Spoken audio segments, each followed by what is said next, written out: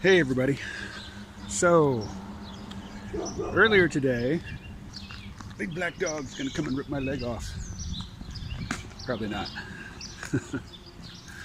There might be a lab out there in the world that's a biter, but I haven't come across it yet.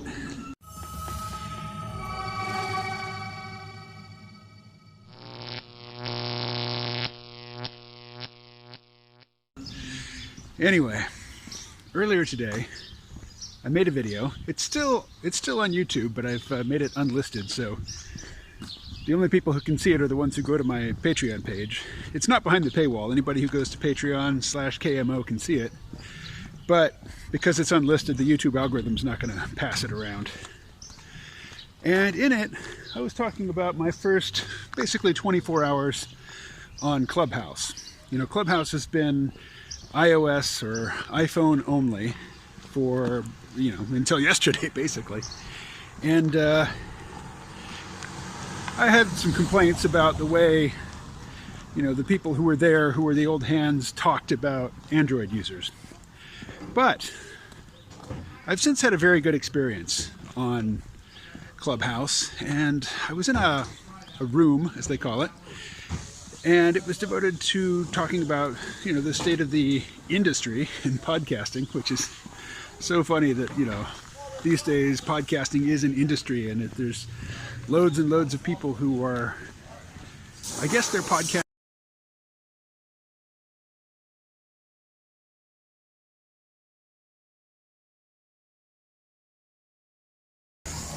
And so the first part of this session, it seemed kind of plastic. It seemed pretty devoted to just pitching services, not directly pitching services, but talking about fairly anodyne topics in an anodyne way. And, mentioning at every opportunity, hey, I'm so-and-so with this company, and, this is what we do for podcasters. But pretty shortly thereafter, the topic of free speech came up. There's a Canadian law that's been proposed, which would be, it would be very restrictive of free speech on the internet. Nobody in the room, though, was from Canada. So, it was mostly Americans and Brits, and we started talking about free speech more generally.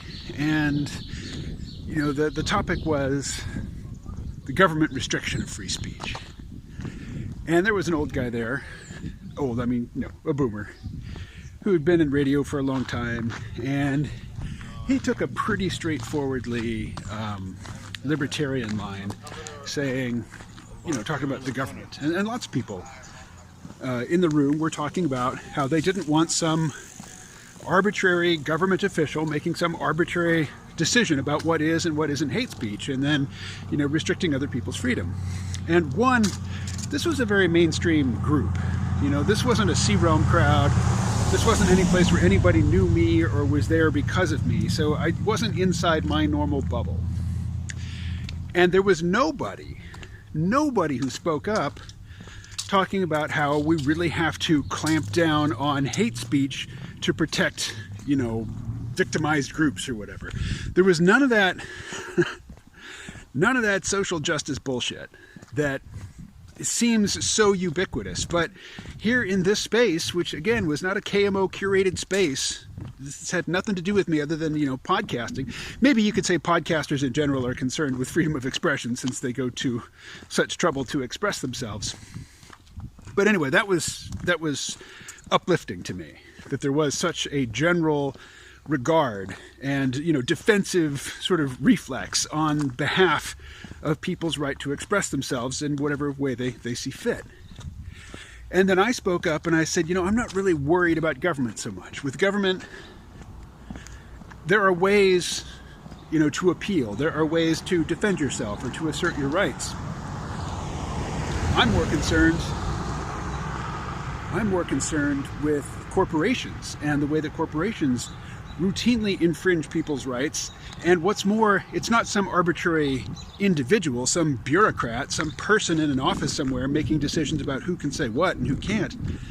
It's algorithms, It is algorithms not only making decisions about guilt and innocence, but also handing out punishments banishing people, deleting their channels, putting them in penalty boxes so they can't speak for certain periods of time, and just doing it with no human being at all. No human being having anything to do with the process other than, the persons who wrote the algorithm. And if a person does get involved, the person who's going to be paid to review the content is most likely going to be somebody in a place like the Philippines or India or some place where, office work, business processing, outsourcing work is cheap, where people don't make a lot of money. And people, listening to content or viewing content and trying to make a call from that position, it's a world better than an algorithm doing it. But still, they're not really going to have the cultural context to decide whether or not speech in any given instance is hateful or destructive or deserving of being squashed. So, got no pushback on that from anybody in the room. And that was just encouraging to me. But it got me thinking about Section 230 of the Communications Decency Act, this sweeping legislation that was enacted in 1996. What did lawmakers and lobbyists know about the state of the internet today in 1996? That law still governs corporations, corporate behavior, and individual behavior online. And in it, there's this section called 230. Section 230 says that companies or platforms are not responsible for the speech of their users. So that if somebody says something hateful or otherwise illegal on YouTube or Twitter or whatever, YouTube or Facebook or Twitter or Twitch or whatever, they're not liable for that user's hateful, harmful, illegal speech. I don't think that very many companies, though, should have that protection anymore, and here's why. When I was on LiveJournal, back in the 90s and the aughts, everybody that I subscribed to, everybody who I friended on LiveJournal, when I went to my feed and I looked at what people were posting, I saw every post from every person that I was following, and they were arranged in the order in which they were posted. There was no curation. There was no algorithm trying to figure out which of the people that I subscribe to or have some connection to had said something that's going to keep me engaged with the platform.